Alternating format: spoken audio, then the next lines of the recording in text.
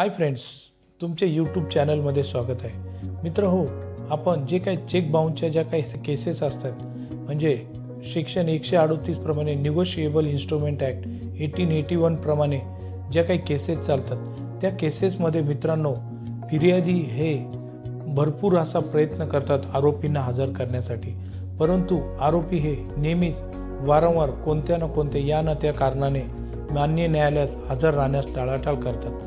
म्हणजेच ज्यावेळेस आपण समन्स काढतो आरोपीस, त्या आरोपी समन्स काढल्यानंतर आरोपी हे घटनास्थळी त्यांच्या जागेवर गैरहजर असतात।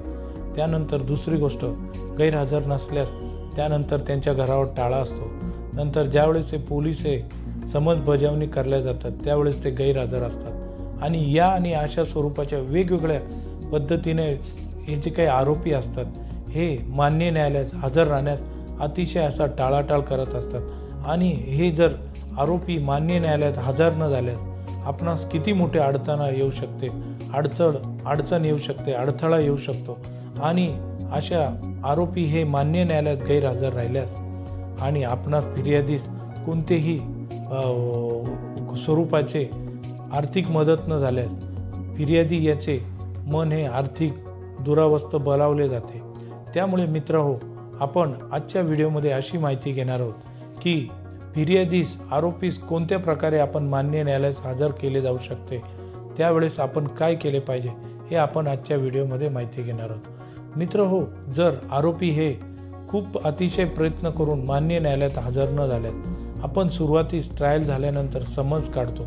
आरोपी समन्स काढल्यानंतर एकदा समन्स, त्यानंतर त्याचा समन्सचा रिपोर्ट काय येतो, दुसऱ्यांदा समन्स। जर आरोपी हे जर समन्स घेत नसतील तर आपण त्यावेळेस रिइश्यू करू शकतो। आणि जर ज्यावेळेस आरोपीने घेण्यास टाळाटाळ केली तर आपल्याला अशा वेळेस बेलेबल वॉरंटचा अर्ज काढून त्या आरोपीस हजर करू शकतो। आणि मित्रहो, जर बेलेबल वॉरंट काढून देखील आरोपी हजर नाही झाला तर आपण त्यास NBWचा अर्ज देऊन NBW नॉन बेलेबल वॉरंट काढू शकतो। परंतु अतिशय जो महत्त्वाचा विषय म्हणजे आपला आजचा जो विषय आहे, जर आरोपी हे समन्स, BW, NBW पकड वॉरंट काढून देखील मान्य न्यायालयात हजर होत नसल्यास तर काय केले पाहिजे हे आपण आज समजून घेतो। मित्र, अशा परिस्थितीत CRPCचे 1973चे सेक्शन 82 कलम 82 प्रमाणे आणि कलम 83 प्रमाणे आपण त्या संबंधित आरोपीस मान्य न्यायालयात हजर करू शकतो। म्हणजे आता मान्य न्यायालयाचे आरोपीस हजर कसे करावे, जे काही कलम 82 आहे, क्रिमिनल प्रोसिजर कोड 1973चे जे काही कलम 82 आहे, त्या 82 अन्वये मित्रांनो आपण त्या आरोपीस आपण फरार घोषित करावे। म्हणजे जे काही आहे ऑफेंडरला प्रोक्लेम करावे। तर त्याने करून आणि जे काही प्रोक्लेम करण्याची पद्धत आहे, ती प्रोक्लेम करण्याची जी प्रोसिजर पेपर नोटीस किंवा त्यानंतर जो काही कॉपी आहे ते त्याच्या घरावर चिटकवल्यास तर अशा परिस्थितीत हा आरोपी हा कोणताही इसम पोलिसांच्या व्यतिरिक्त कोणीही त्या आरोपीस फरार घोषित झाल्यानंतर त्यास पकडू शकते। आणि त्यानंतर कलम 83 प्रमाणे सेक्शन 83 प्रमाणे मित्र त्याच्यावर असणारी जी काही प्रॉपर्टी आहे त्या प्रॉपर्टीला अटॅचमेंट करून संबंधित जिल्हाधिकारी यांच्याकडे ती प्रॉपर्टी लिलाव करून आपली जी काही चेकची रक्कम आहे ती आपण वसूल केली जाऊ शकते।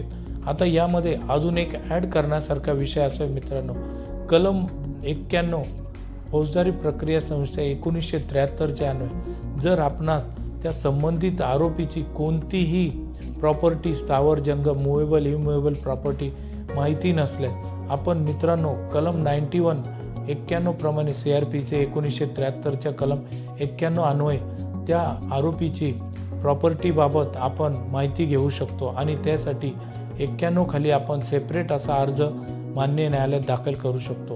म्हणून मित्रांनो, कोणतीही काळजी तमा न करता हे जे सेक्शन 38 चेक बाउन्सच्या केसेसमध्ये जे काही आरोपी गैरहजर असतात त्यांना हजर करण्यासाठी कोणकोणते मार्ग अवलंबावे लागतात हे आपण आजच्या व्हिडिओमध्ये समजून घेतलेले। मित्रहो, तुम्ही जर माझ्या चॅनलवर नवीन असल्यास माझ्या चॅनलला नक्की सबस्क्राईब करा। आणि मित्रहो, आपण असेच आणि अशा प्रकारच्या वेगवेगळ्या व नवीन असे व्हिडिओ आपणाकरता आणले असतात। मित्रहो, तुम्ही जर माझ्या चॅनलवर नवीन असल्यास माझ्या चॅनलला सबस्क्राईब करून ठेवा। आणि जर तुम्ही माझ्या चॅनलचे ॲडव्होकेट गुरु हे जर यूट्यूब चॅनलवर टाकले तर तुम्हाला एक असा इंटरफेस नवीन ओपन होतो।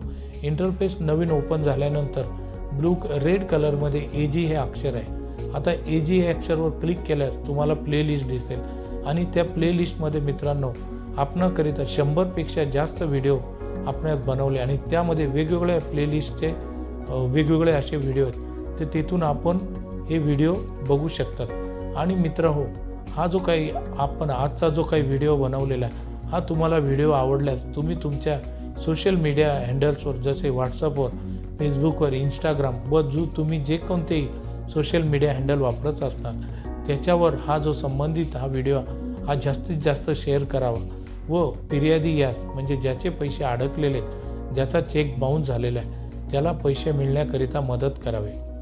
त्यामुळे मी तुम्हाला पुन्हा एकदा अपील करतो, हा व्हिडिओ जास्तीत जास्त लोकांपर्यंत शेअर करावा आणि माझ्या चॅनलला सबस्क्राईब करावे ही विनंती। धन्यवाद मित्र।